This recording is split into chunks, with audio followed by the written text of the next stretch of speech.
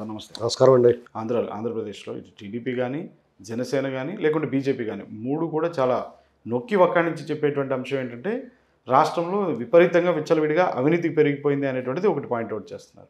ఇంకొక అంశం ఏంటంటే 2018, 19 సంవత్సరానికి మద్యం అమ్మకాలు, మద్యం మీద వచ్చేటువంటి లాభం 6,000 కోట్లు ఉంటే ఇప్పుడు 25,000 కోట్లు అయింది అనేటువంటిది ఒకటి చెప్తున్నారు.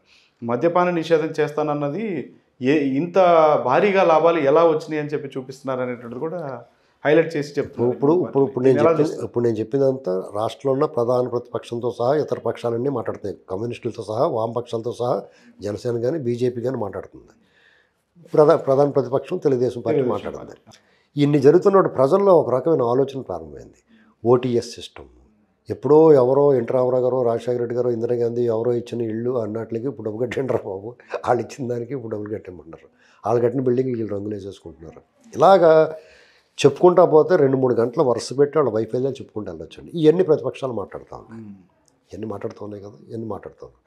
ప్రజల్లో మనం ఎంత ప్రలోభ పెట్టినా, ప్రజల్ని ఎంత కించపరిచేలా చూసినా ప్రజలను తేలిక భావం, చాలామంది ప్రజలను తేలిగ్గా మాట్లాడతారు. డబ్బులు కమ్ముడిపోతున్నారు, కులానికి ఇదవుతున్నారు, ప్రాంతం పట్ల ఏదో చిచ్చు పెడుతున్నారంటే ఒకసారి జరుగుద్దండి. ఎప్పుడన్నా ఏదో ఆదమర్చి ఉన్నప్పుడు, ఎప్పుడన్నా ఏం జరుగుద్దంటే మీరు ప్రశాంతంగా స్థిమితంగా కూర్చున్నప్పుడు, మీరు కడుపు నిండా భోంచేసి ఏ లోటు లేనప్పుడు 3 పూటలు అందంగా తిని హాయిగా కాళ్ళు ఆరుజాపుకుని పడుకున్నప్పుడే మీకు మీ కులము, మతము, ప్రాంతము ఇవన్నీ గుర్తుకొస్తాయండి.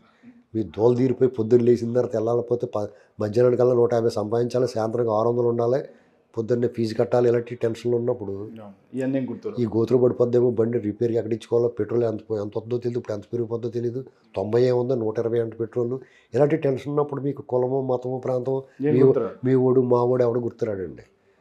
చంద్రబాబు గారి పరిపాలనలో ప్రశాంతంగా స్థిమితంగా లా అండ్ ఆర్డర్ బాగుండి హాయిగా ఇక్కడ ఏమీ లేదురా బాబు, కుర్చీ కూడా లేదు, కూర్చుండగా ఉన్న పరిస్థితి నుంచి అమరావతి మొదలెట్టారు, పట్టిసీమ పోలవరం రెడీ చేస్తుంటే ఈ లోపల అందాకనే విందు భోజనం ముందు స్నాక్స్ పెడుతున్నారు. ఈ మధ్యన చూశాను మీరు, రకరకాల ఫ్రైడ్ స్నాక్స్, కట్లెట్స్ ఇలాంటివన్నీ పట్టుకొచ్చి ఇలా పట్టుకొచ్చేస్తున్నారు. అలాగా పట్టిసీమ కట్టేశారు అందాకనే, అది రెడీ అయ్యే లోపల. ఇలాంటి పరిస్థితులు అన్నిటిలో ఇవన్నీ చూసి చూసి చూసి జనానికి ఒక క్లారిటీ వచ్చిందండి. ఓ సరే, ఇది ఇప్పుడు అలాగని వైసీపీ వాళ్ళు ఏమన్నా ఒక సంవత్సరంన్నర ఏదో గెలుపు, ఆనందం, ఉత్సాహంలో ఉంటారు. ఇదేందా ఏదైనా మార్పు వస్తుందా అంటే ఏం లేదు, ఇంకా పెంచుతున్నారు. దుర్మార్గాలు పేరుకొని ఇంకో అంశం, చంపేసి ఇంటికి పార్సిల్ చేస్తున్నారు, మనుషులను ఇంటికి పార్సిల్ చేస్తున్నారు.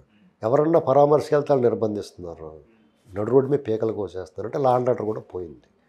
ఇలాంటి పరిస్థితుల్లో కోర్టులు, న్యాయస్థానాలు ఇచ్చిన తీర్పులు బేఖాతరు చేస్తున్నారు, న్యాయస్థాన ఆదేశాలు పాటించట్లేదు, చట్టము, రాజ్యాంగం పూర్తిగా ఉల్లంఘిస్తున్నారు. ఇలాంటి పరిస్థితులకి వాళ్ళకి ఒక చిన్న సబ్మిషన్ ఇవ్వాలి మీకు.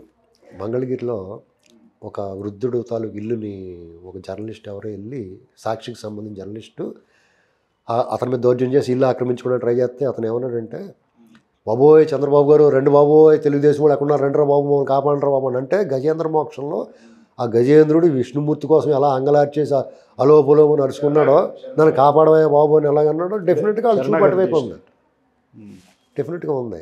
అందుకనే ఇవాళ ఆయన ఎక్కడికైనా వెళ్తే జనం ఎగబడి వచ్చేస్తారు. కర్నూలులో నభూతో నభవిష్యత్తు అంటే ఎన్టీ రామారావు గారు 83లో పర్యటనలో మళ్ళీ ఇవాళ చూస్తున్నాం మనం. అంటే మళ్ళీ చూడమనుకున్నాం మేము, అటువంటిది మళ్ళీ చూస్తున్నామండి.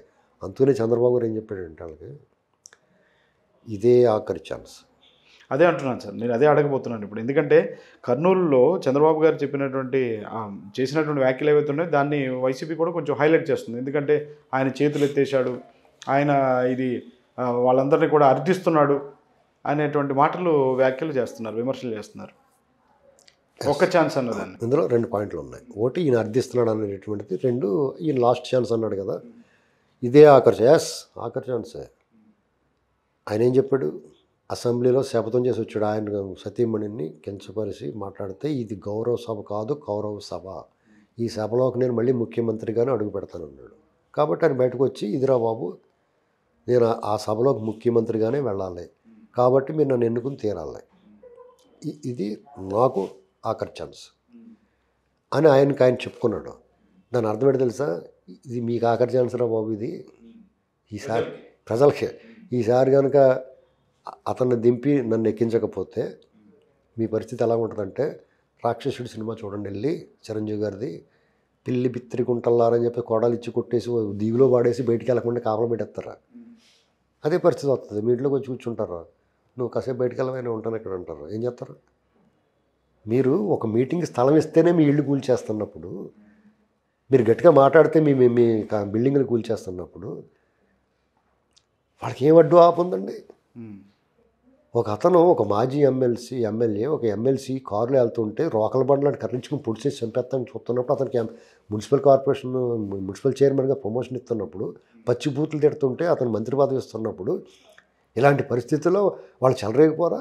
ఎవరన్నా రోడ్డు మీద భార్య భర్త రోడ్డు మీద వెళ్తుంటే లాక్కి వెళ్ళిపోయి రేప్ చేసేసి మాకేం తెలియదు అంటుంటే, ఎలకలేమో మందు తాగేసినాయి అంటారు, స్క్రాప్ దొంగలేమో కోర్టులో రికార్డు ఎత్తిపోయినాయి అంటారు, ఉడతలేమో వైర్లు కొరికినాయి అంటారు, కాకులు గుడ్లు ఎత్తుకొని అంటారు. ఇలాంటి అసంబద్ధ పేలాపలను పేలుతున్నట్టు రేపు పొద్దున్న ఏ రకంగా ఉంటారు? వీళ్ళందరికీ పూర్తిగా వత్తాసుగా పైన ఆయన ఉంటాడు. ఇలాంటి పరిస్థితుల్లో రేపు పొద్దున్న వీళ్ళు ఎలా బతుకుతారు? ఇది నాకు కదరా బాబు లాస్ట్ ఛాన్స్, నాకు లాస్ట్ ఛాన్సే, మీకు కూడా లాస్ట్ ఛాన్సే. మీరు ఒళ్ళు దగ్గర పెట్టుకుని ఎవడు ఉండాలో ఒక పనివాడు, చంద్రబాబు నాయుడు ఒక మంచి పనివాడు. ఆ పనివాడు కావాలా, నిర్మించేవాడు కావాలా, కూల్చేవాడు కావాలా తేల్చుకోండి మీరు. అతను మరో ఛాన్స్ అడుగుతున్నాడు. అసలు ఒక్క ఛాన్స్ ఇచ్చినందుకే మీరు బెంగెట్టేసుకున్నారు, భయోత్పాతానికి గురవుతున్నారు, భవిష్యత్తు అంధకారం అయిపోయింది. మరో ఛాన్స్ ఇస్తారా? నాకు ఆఖరి ఛాన్స్ ఇస్తారా? శుభ్రంగా మేమందరం లైన్లో పెట్టేసి వెళ్ళిపోతాను అని చెప్పాడు. తప్పే ఉంది, కరెక్ట్గా చెప్పాడు ఆయన. దాన్ని తీసుకున్నప్పుడు వాళ్ళు ఆనందపడుతున్నారు అంటున్నారు. ఏం చేస్తారు అంతకన్నా? ఆ లాస్ట్ ఛాన్స్ అన్నదాన్ని వాళ్ళు అంతకన్నా ఏ రకంగా మాట్లాడగలుగుతారు? దాన్ని ఏ రకంగా తిప్పుకోవగలుగుతారు? వాళ్ళు ఇప్పటికే బెంగెట్టేసుకున్నారు. చంద్రబాబు నాయుడు గారు మీటింగ్కి చూడండి, జనం ఎలాగొస్తున్నారు. జగన్మోహన్ రెడ్డి గారు మీరు బట్టన్ నొక్కి అంత డబ్బు వేస్తున్నారు అంటున్నాడు కదా, ఆయన మీటింగ్ రావాలంటే చాటింగ్ వేసి మీరు రాకపోతే 2000 పైన సెత్తం ఉంటున్నారు వాళ్ళు. ఒకవేళ వచ్చిన వాళ్ళు కూడా గోడ దూకి పారిపోతున్నారు. చూస్తున్నాం కదా, మన కళ్ళ ముందు చూస్తున్నాం. వీళ్ళు ఏం చేస్తున్నారు తెలుసా? కొంచెం లావుగా పోలీసు వాళ్ళు పొట్ట ఉన్న వాళ్ళని అడ్డంగా నిలబడుతున్నారు అక్కడ, ఇటు వాళ్ళు వెళ్ళిపోకుండా ఉన్నాయి. అయినా సరే అందిమేంచి కూడా దూకేసి వెళ్ళిపోతున్నారు. గడపకి వెళ్తే ఎగిరెగిరి తినేస్తున్నారు, నిలబెట్టేస్తున్నారు. ఎన్నాళ్ళుగా చాలా క్లారిటీ వచ్చింది వాళ్ళకి. 151 మంది, ఒక 3-4 టీడీపీ నుంచి వెళ్ళిన వాళ్ళు, వీళ్ళందరికీ క్లారిటీ ఉంది. 10 మంది తప్ప ఎవరు మాట్లాడుతున్నారు చెప్పండి? ఎంతమంది మాట్లాడాలి? 151 మంది మాట్లాడాలి. కనీసం 100 మందిని మాట్లాడాలా? 10 మంది మాట్లాడుతున్నారు వాళ్ళు. ఎందుకంటే వాళ్ళకి తెలుసు, వాళ్ళ భవిష్యత్తు తెలుసు. రేపు పొద్దున బొమ్మ తేడా వచ్చిందంటే తలకిందులు ఎగడదీస్తారు. తెలుగుదేశం పార్టీ వాళ్ళు చంద్రబాబు గారు పగ్గాలు వేశారు కాబట్టి అలా ఉన్నారు వాళ్ళు. అత్యంత క్రూరులు ఉన్నారు అందులో, నరరూప రాక్షసులు ఉన్నారు, యమకింకర్లు ఉన్నారు అందులో. చరిత్ర చూడండి ఒకసారి.